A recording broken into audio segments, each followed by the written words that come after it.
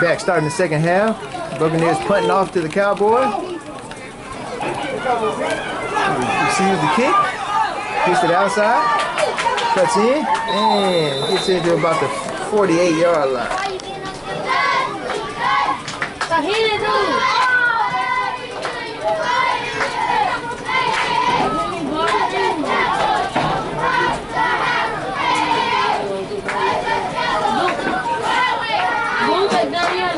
Yeah, you have to forget though. It's easy because look. Yeah, I go to my YouTube and I saved it. So it's this website. You subscribe to this guy. I got my playlist. Informative topics. So it's 5 ways to watch NCAA games for free. And this guy here, he kind of just says it all. He tell you all the websites you go to: NFL, college football, baseball. Yeah, black photo, subscribe. Yeah. YouTube is such a cheat code. For real. People don't realize.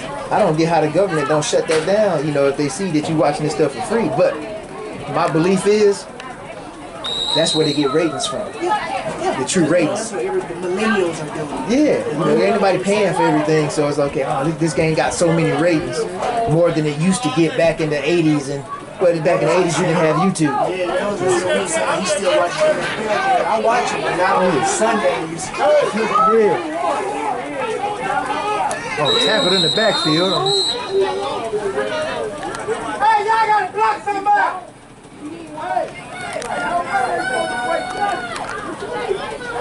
They get paid off the streams now. That's how much you watch. Let's go, little team!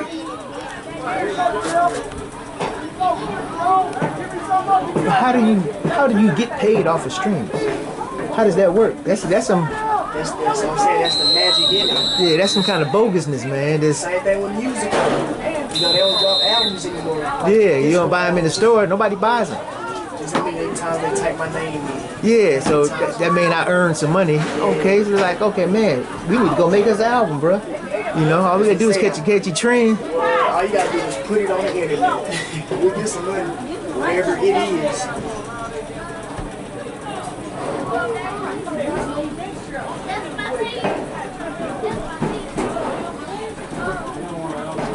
You imagine back in the days when Dr. J and Earl Manigault, the one they used to say they can touch the backboard and take the change off and put the dollar up there, if you had that on the internet and on YouTube, you know. Oh, Jackson, like, that's what I can go and see and search for. There's also a difference in that athleticism nowadays too. Like my generation used to actually go play the ball. Yeah. Now the kids get to look on YouTube and see how they're doing it. 3 years old, they perfected at 5. I got another guy on there I saved. I sent this to my partner. We debate about athletic ability nowadays. You know, what's happened into the leagues is not that guys are more athletic. It's just the fact that now the recruiting process of players has changed. So, okay, back in the 60s, 50s, okay, you know, the leagues, of course, it was racial. So you wasn't getting many blacks in. But when you finally started getting blacks in, you wasn't putting that many in there. So all those blacks that could jump out the gym, they wasn't getting in the league. So you didn't get to see all those athletic guys in the league back then. So when you got their little black and white films of Russell them and their little basket and they doing the little pick and roll and underhands, you know, that was just the basic players. But it was a guy in the hood in the projects jumping out the gym, you know, but they didn't like that back then. Then you went to the 70s, you started seeing a little bit more coming in and more coming in. Will Chamberlain came in, and this guy, he was a track star. And he was a high jump champion and 7 feet tall. And he was one of the strongest guys in the league, you know. Let me ask you something. When did the big change between predominantly white institutions and HBCUs, from kids going from HBCUs? You see, that was somewhere in that area. It slowly progressed, and it's like I said, that's what tore our schools up, because we were fighting for integration, but we forgot to. Yeah, we forgot to take care of our own. We committed to so much of them, and they made so much money off of us. It built them up. They gave us $100,000 $100,000 while they made $100 million. Yeah, exactly. You know, so guys stopped going to Jackson State and the Grambling and all this in the black HBCUs, and not realizing back then we had all the athletes, and those schools didn't even want to play against Jackson State and Grambling and Alcorn because we was whooping their head. Jackson State teams, they still got more Hall of Famers than Ole Miss and Mississippi State. Exactly. I hate that. But now, Reverse it. you know, and so he says stop the clock, and it's such a disparity. Now our athletes don't want to come home no more. So there, you still get all black athletes at the black college, but you're getting the crumbs. You know, no disrespect to the guys, but the elite players are going to the money, and the media fed mentality that this is the only way that you can get to the league if you go to this big college.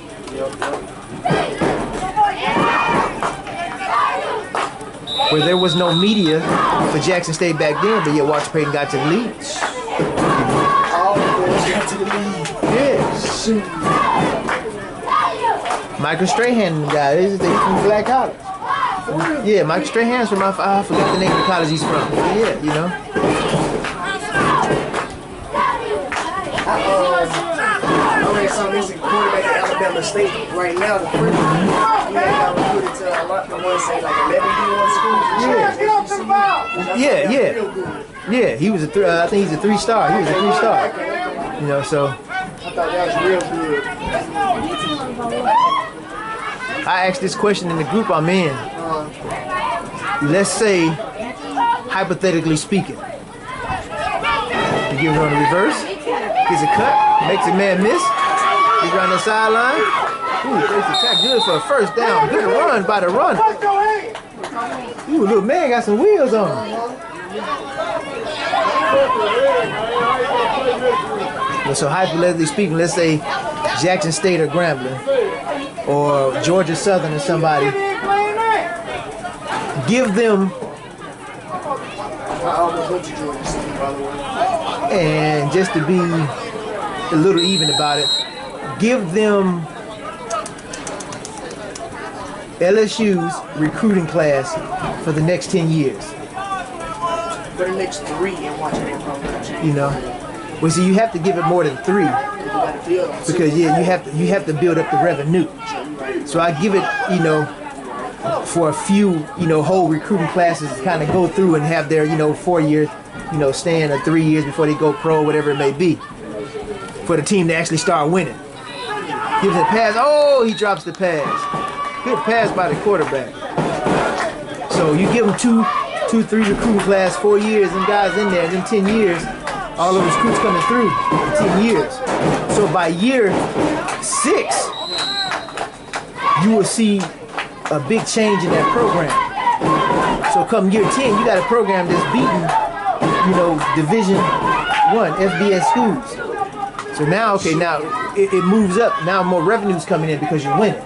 Because that team will be dominating Black College. So now the revenue is in. About 2 or 3 years ago, right? Yeah. Okay. You start winning.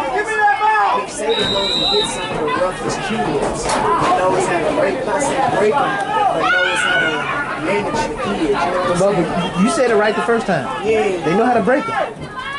Just like the slavery days, you buck break. I was gonna say, You know. they go back to. That's why I want to say Fake break. reverse. Makes a guy miss. Oh, makes another guy miss. Makes another guy miss. Ooh. Good run down the sideline. Great play by the runner. Ooh, got some elusiveness to him. They try to roll on the right. Got it been around the football, still been to the NFL league for a long time. It is a system like that. Yeah, it is. You know, and I don't want to put it that like, I know this is a racial tension that we got and that they're still alive and well in this country. Of course it is. So I'm not saying that the coaches are racist or anything like that. I don't believe they are.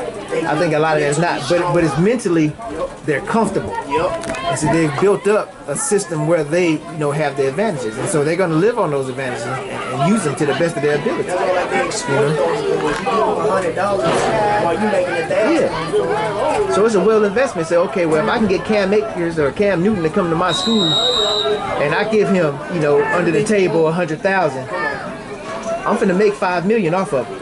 Easy. That's off 2 games. The school is finna make. Picks it up. Gets around the edge. Time out to the 10-yard line and down at the 7. Yeah, so that investment is good for the little money they pay out for the elite ones. But at the end of the day, after 4 years, it's like back to the back students. What do they have? Can they go back to the coaches? Can they, you know what I'm saying? Yeah. That's why I wish they would go back to HBCU. You see now, You see, that's what you get. You get that alumni base built up. When you get more of our people going to these big programs, they have the bigger alumni. So they have the big donors going back to the schools donating. Now you have less of those wealthy people going to the HBCUs, and they're less donors for the schools. The players don't come back and give money. This is my thing. I was pissed off when I heard Kevin Durant went back to Texas and he give them $3 million. For what? They made about 10 off of you that year. They don't need your money. Why don't you give that money back to your high school? Give them $3 million for educational resources, for books and computers. Not no uniforms for your school, books and stuff. That's what we don't do. It's the end of the third quarter.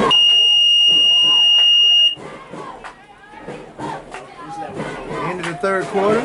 Still 0-0. The Bucs are driving inside the red zone with a chance to take the first score on the field. Guy cuts back to the inside, breaks the tackle. The gain's about 3 yards on the play. Yeah, it's a system, man. They just built it up and it's comfortable, man. And that's why I always speak on is that we have to sacrifice at some point, or we'll never get over it. Yeah, it's gonna hurt a little bit. It's gonna hurt your pockets a little bit. That's what I'm saying. But the greater reward is gonna come in the back end. We had people that before in the past, they sacrificed so our next generation can have it better. Nobody's willing to do that now. That's what I was trying to say earlier. When they do that, we spend more time fighting on what each other believe. Well, I'm a super pro-black person. I hate a Christian, or I hate a Muslim, or whatever it may be. But you're not changing the neighborhood yourself. So why are you worried about Christianity or this other belief? You're not changing no neighborhoods. I go back home where I'm from, Illinois. Touchdown Buccaneers, first on the board. Where I'm from, we have, since I was growing up, it's a place, it's a church. We call it the soup kitchen. So every Wednesday or Thursday, they feed the city. For those that's homeless, kids that might not have nothing to eat at home, or the homeless people, they have a big old giant cafeteria. And anybody can come in and eat lunch, and they'll feed you dinner or breakfast that day. But you complain about the church, like how much money is the church making off of people? But when you don't study anything, you don't know. And so they think that because a church, let's say, T.D. Jakes or something like that, that the church is supposed to feed the neighborhood. No, that's not the church's responsibility. It's not. The pastor doesn't get that money that comes to the offerings. See, those pastors write books. T.D. Jakes makes millions off his books that he's writing. And he gets paid to go places and speak. Yeah. And he'll pray for $1.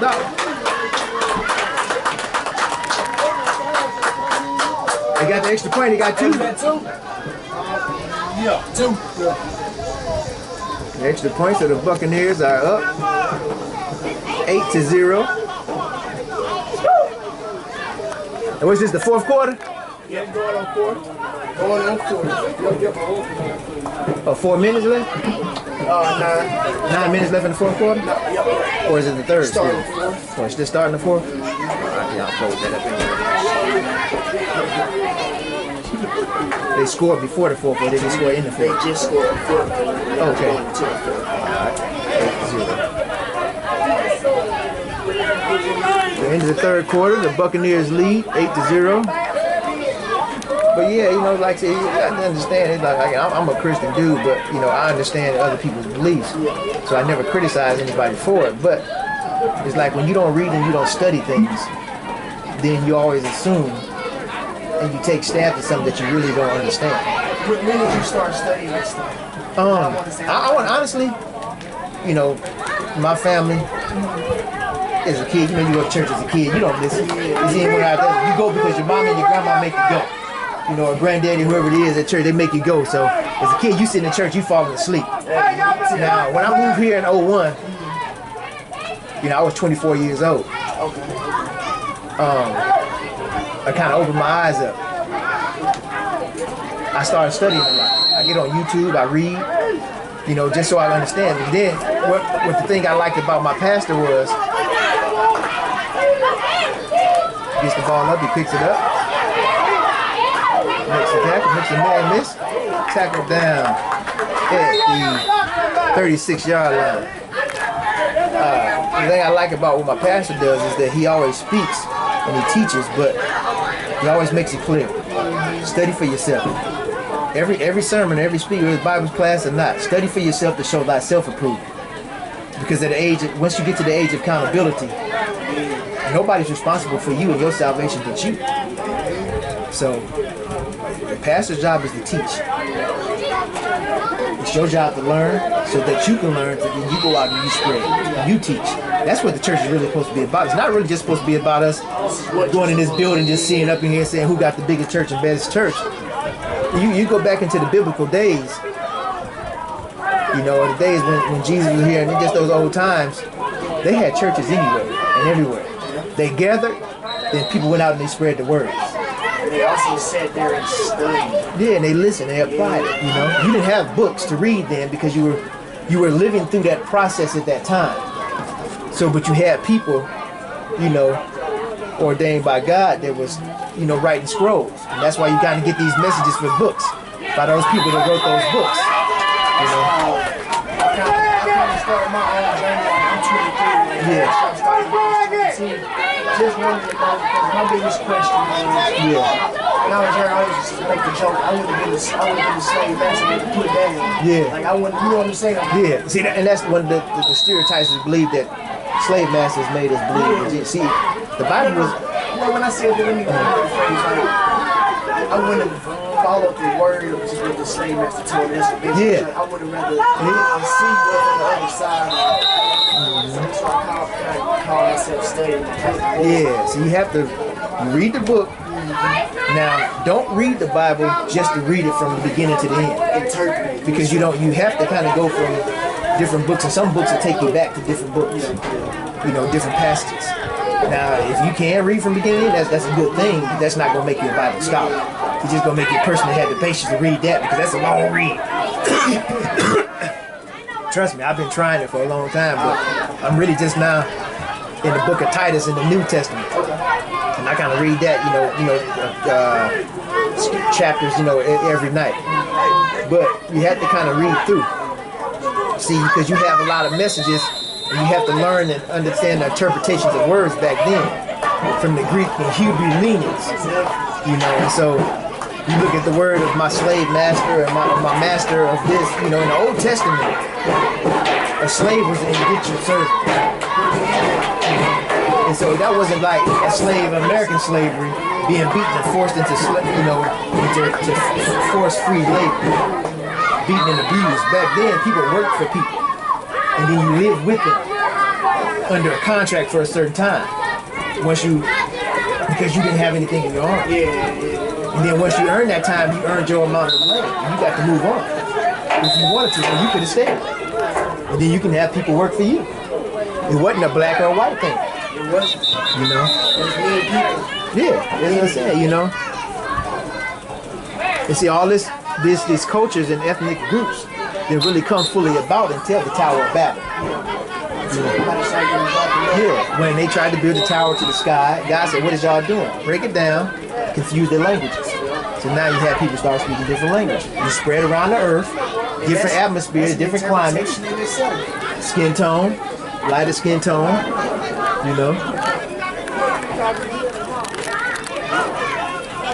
That's why I love this thing I read a while back, some years ago.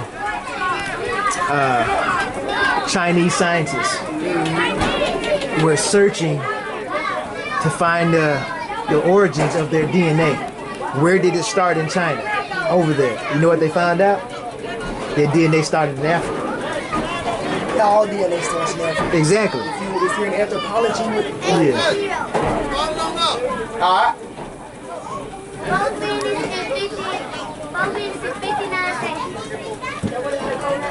You know, the interviewer asked him, "Say, are you mad that your DNA started somewhere else other than here?" He said, "No, that just actually means we're all closer than we think we are, and we need to start worrying about all this petty stuff." Man, we don't like them, man. We ain't gonna do nothing. 97% of the movies are all DNA. Yeah. And that's coming from a college professor. See, we go by. It's hard to believe the word because the word makes you have to have faith. Because there's some things that it's hard to prove. Where is Jesus' body? Okay, again, go back to study. If you read the Bible in the New Testament, what does it say about Jesus when he died? He rose, right? He rose. Yeah, exactly. So he can't be in the tomb because he rose and he went to heaven with the Father, with his flesh. Because he's the only one that's gone that when you see him, you're going to have to see his marks. And when he came back and showed himself to his disciples, it was, "Here, touch me here. Put your hand through there." He breaks it to the inside, gets to the outside, to the sideline. He breaks it. Got one runner coming up behind him. Oh, good hustle. You never give up on a play. Stops the man at the 12-yard line. Great hustle. You know, so you have a lot of unbelievers that always do that. You'll see it on Facebook anywhere. These people believe in Jesus, but why you can't find his body? How can I find his body if his body's not here? You know? Where's Noah's Ark at? You know, people still looking for that. Okay, I have one question. That's thousands of years ago, you know, right? You think that wood is still sitting around? You know? It would be great. I was watching this guy. And he did ask one question that kind of Yeah. like I said, I always go back to my book of Williams. Yeah. He asked before we should go back to the slave. Before a white man was upon us, what did we study? We studied God. Christianity was in Africa. And that's why I say like it has to come from us because the Bible notes that Christ had coarse hair. He had fair skin and coarse hair. Yeah. See, It's nothing but the depiction that they put of him on it. yeah, you know, so, okay, you get to Media is the most later times in England.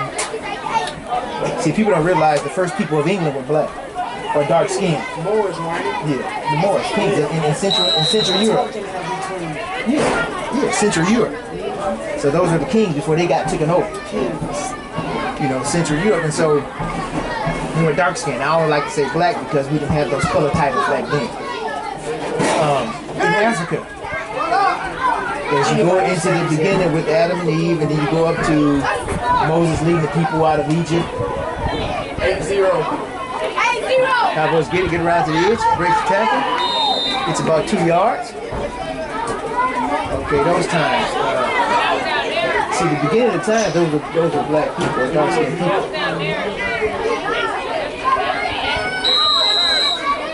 You say, what did we study? You didn't have to study because God was actually still revealing himself to us at that time. I feel like, well, when I say this to people, they kind of get mad. I'm going to say what I said, but I'm going to say with a lowercase g. I felt like we love the guys. Yeah. You know, us as humans. We're embodied as God. You know what I'm saying? Yeah. When I say that, we were a piece of God, but we were lesser. Yeah, now see, this is That's why I get this one people, I don't know. when you go to the hoteps and the Kemet. This is another belief, an African belief. We looked at ourselves as kings, I should say. You get the Egypt scriptures and the carvings on the wall and the pyramids. You have the idols that they worshipped. You look at things like with nature. that nature created us, that God is just the universe, and He created us through nature, and so we are the God ourselves. But we're less. But see, the thing is, what we are, tackle for a loss. We are His creation. Now, what we have is Him. We have the ability through our faith to make things happen. But see, He always say we always have the faith of a mustard seed. So we don't believe like we really say we believe. That's why things don't happen. We still have to depend on favor, just for the little faith that we have.